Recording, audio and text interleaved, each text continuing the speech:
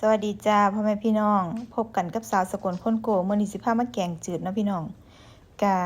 ผักอันที่เฮาซื้อมาเนาะพี่น้องกะเอามาหั่นเฮาอยากใส่ผักหยังเฮาก็เอามาล้างมาหั่นใส่เนาะเตรียมทำความสะอาดให้มันดีๆนะคะผักแล้วก็หลังจากนั้นก็ต้มน้ำให้มันเดือดแล้วก็ปรุงรสด้วยเกลือแล้วก็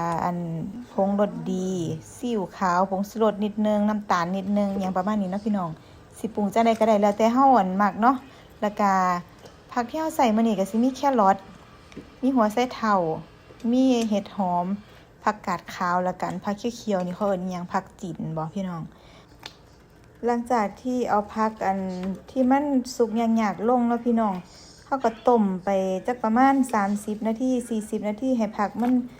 ร้อนให้ผักมันเปื่อยให้ความหวานของหัวไชเท้ากับแครอทนี่มันออกมาเป็นน้ำซุปนะพี่น้องหลังจากนั้นก็พอมันเดือดแล้วก็ใส่เวลาสักประมาณ30นาที40นาทีบ่เกินนี้พี่น้องมันก็เริ่มแบบเปื่อยแล้วนะวันที่นี้เฮาก็เอาหมูลงหมูนี่ก็ข่อยสิปรุงก่อนนะใส่รสดีใส่เกลือนิดนึงแล้วก็พริกไทยนิดนึงนะพี่น้องแล้วก็จังเอามาปั่นเป็นก้อน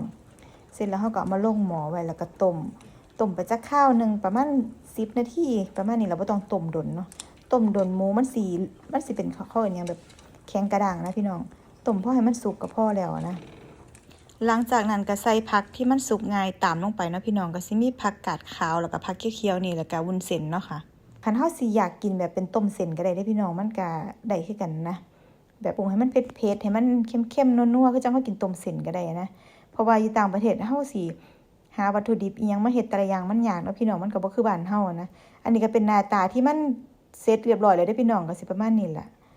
ค่ะท้ายวิดีโอนี้ผู้ใดมักวิดีโอนี้ก็ฝากกดไลค์กดแชร์ในเด้อจ้าพี่น้องสำหรับแกงจืดเนาะค่ะหน้าตามันก็สิเป็นประมาณนี้เนาะพี่น้องแซ่บอยู่เด้อค่ะลองไปเฮ็ดกินกันเบิ่งเนาะค่ะเจอกันคลิปวิดีโอหน้าเด้อจ้าสวัสดีค่ะ